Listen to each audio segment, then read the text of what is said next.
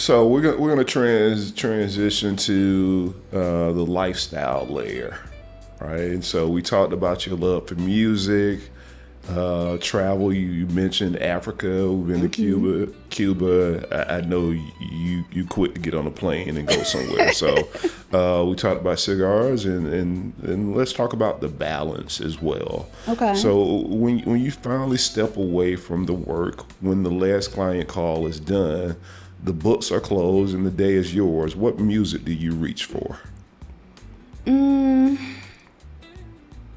Sometimes it may be some gospel or something. Sometimes, when you are done with everything, you're just kind of grateful.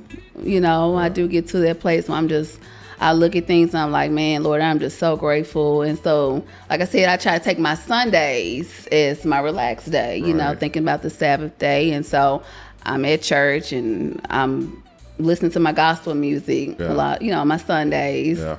And so I would say, when we're closing the books and everything's done, when I get to my Sunday and I can relax, What does the music give you? Like when you're in that relaxing moment, is it something? I mentioned in episode 1, music at times give me confidence, right? I talked about presenting, getting ready to present to my team. Oh, yes. Or, to a customer and all.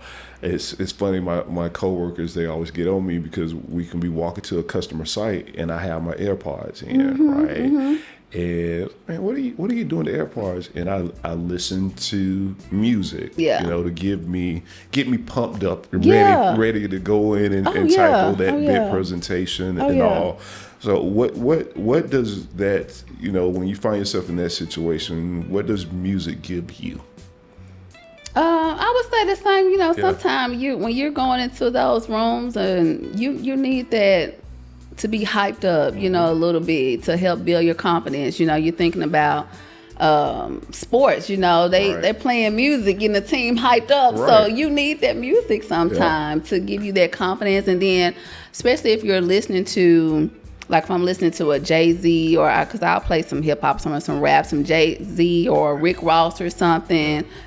It reminds you of why you're going into the room. You're there, you're building something, or you're at work because you're trying to build a legacy. Right. You think about Jay-Z song Legacy. Yeah. That's why we're there. So I like to listen to music that is, helping you to be motivated, or I'll put on some Rihanna, work, baby. Work. Rihanna, yes, I have to work. This girl is a billionaire, so I'm trying to be like Rihanna. Right. Work. It's so funny you bring up that song. When I used to pick up, I would pick up Charlie from school. It's like, Daddy, can you play Rihanna? Yeah. Work. I'm like, we need to find you something else, right? We trained her early. Yeah, it quickly went to Harry Styles. She went on this Harry Styles moment. I was like, okay, can we go back to Rihanna, right? So, we talked about your love for traveling. We briefly spoke about your love for travel. Is there a specific place you have traveled, a trip, a destination that genuinely shifts your perspective? Like I said, the Cuba trip was very eye-opening, of course. Going to Africa was eye-opening. What part of Africa did you go to? We went to Lagos, Nigeria. Okay. And when I tell you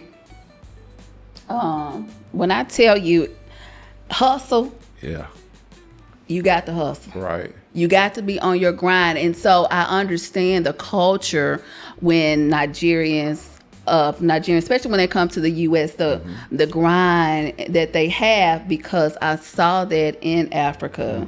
Everyone, and what was so crazy, you see everyone up and down the street selling, different things, but it's like everyone was selling a lot of the same things. So if you and I have the same product, I got to hustle to get to that tourist or that person to sell mine first, But of course, there were beautiful parts of Nigeria as well, just beautiful art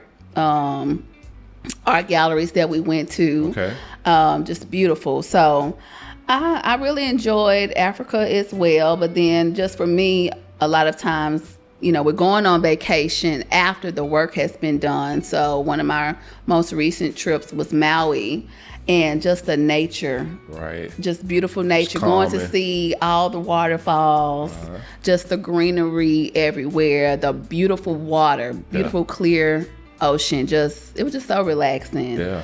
And it wasn't the hustle and bustle in Maui. I don't know if Honolulu, I think it's more hustle and bustle there.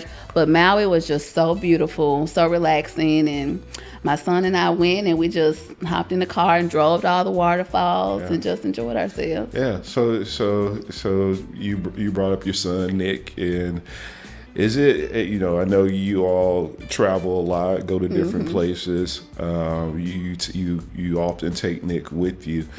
When you're traveling in the car with your son, or you just think about when he was growing up, was it what music he played, right? I know I was talking with Trey just last night about this, and he was telling me, like, he remembered Devin the Dude. I think I have it up somewhere. It's somewhere over there, because we were playing it last night when he brought it up and all. He was like, okay, that's the song. He's like, Dad, every morning you would take me to school playing that. I think Trey was going to school on University of Memphis campus. He was probably 4 years old and stuff. I played Devin the Dude. But I will say, I remember this, I had a clean version of it and all. Yes, have a clean version. So is it a memory you have, just you and Nick rolling in the car, traveling somewhere, maybe driving to Chicago, coming, like, is it a I think playlist? T.I. was one of our artists then. I think T.I., because now it's so funny with T.I. latest song that came out, and I'm looking at him like, you don't know anything about T.I. He was like, yes, I do. I remember T.I. I was like, okay, you were there. And so T.I. Motivation, I think, that was one of the songs. Or was that T.I. I like my beat down low? One of my friends laughs all the time because he remembered Nick at about 4 or 5 singing that song. And so he always laughs, Yeah, we have that. It's funny. I know for me, and maybe I spoke about this in a previous episode. Riding with my dad, it was what I remember him playing as Marvin Gaye and all. That was his guy. And then I know it's taboo, but the early R. Kelly, right? Oh yes, R. Kelly is being played. My sister and I, we laugh about this because he was playing When a Woman's Fed Up and all. I didn't know any better, but now that I kind of think about it, it's like Dad was going through it, right?